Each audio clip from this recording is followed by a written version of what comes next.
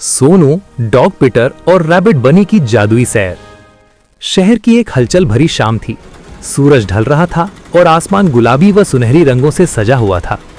बाजार की सड़क पर दोनों तरफ दुकानें सजी थीं, कहीं चाट की खुशबू, कहीं खिलौनों की दुकान, तो कहीं रंग बिरंगे पोस्टर। उसी सड़क के बीचों बीच एक चमचमाती खुली छत वाली कार खड़ी थी। कार के बोनट पर बैठा था एक प्यारा सा लड़का, सोनू। सोनू की आंखों में चमक थी, चेहरे पर बड़ी सी मुस्कान और दिल में ढेर सारे सपने। सोनू अकेला नहीं था, उसके साथ बैठे थे उसके दो सबसे अच्छे दोस्त। एक समझदार और हिम्मती कुत्ता डॉग पीटर, जिसने ग्रे रंग की हुडी पहन रखी थी, और दूसरा नर्म, सफेद और बेहद प्यारा खरगोश रैबिट बनी, जिसकी गुलाबी कान हवा में हिल रहे थे। तीनों दोस्त हंस रहे थे, मानो कोई बड़ा रोमांच उनका इंतजार कर रहा हो। डॉग पीटर की समझदारी।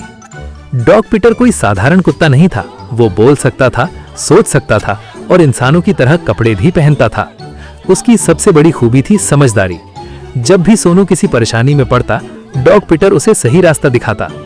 डॉग पीटर ने चारों ओर देखते हुए कहा, सोनू, आज शहर कुछ ज्यादा ही रंगीन लग रहा है।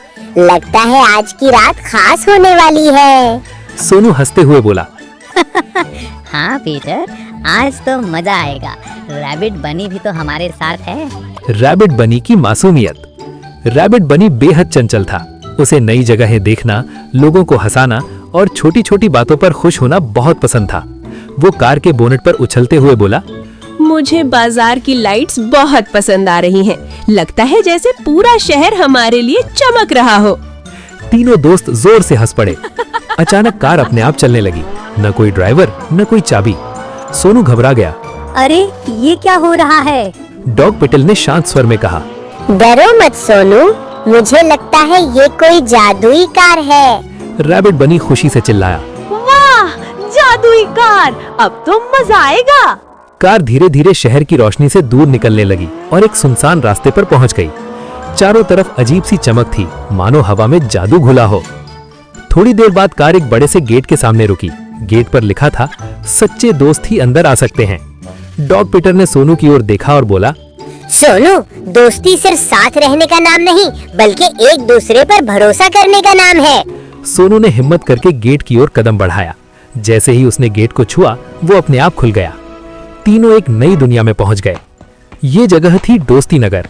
यहाँ हर कोई दोस्ती की भाषा बोलता था। जानवर, बच्चे, खिलौने सब एक दूसरे की मदद करते थे। कोई किसी से झगड़ता नहीं था। रैबिट बनी ने खुशी से कहा, काश हमारी दुनिया भी ऐसी होती। डॉग पीटर मुस्कुराया, अगर हम चाहें तो हमारी दुनिया भी ऐसी बन सकती है। अचानक उन्होंने देखा कि एक छोटा बच्चा रो रहा है। सोनू तुरंत उसके पास गया। तुम क्यों रो रहे हो? बच्चे ने कहा, मेरा दोस्त मुझसे नाराज हो गया है, मैंने गलती कर दी। डॉग पीटर ने बच्चे से कहा, गलती हर कोई करता है, लेकिन माफी मांगना सबसे बड़ी बहादुरी होती है। रैबिट बनी ने बच्चे का हाथ पकड़कर मुस्कुराते हुए कहा, चलो हम तुम्हारे दोस्त से मिलते हैं। सोनू, डॉग पीटर और रैबिट बनी ने मिलकर दोनों दोस्तों को फिर से मिला दिया। दोनों बच्चों ने एक दूसरे को गले लगाया। पूरे दोस्ती नगर में तालियां बजने लगी। आसमान से रंग बिरंगे फूल बरसने लगे। एक आवाज गूंजी, तुम तीनों ने साबित कर दिया कि सच्ची दोस्ती दुनिया को बदल सकती है। वापसी का समय। जादुई कार फिर से सामने आ गई। डॉग पीटर बोला, सोनू, हर यात्रा हमें कुछ सिखाती है। रैबिट बनी बोला, और हर दोस्ती जिंदगी को खूबसूरत बनाती है।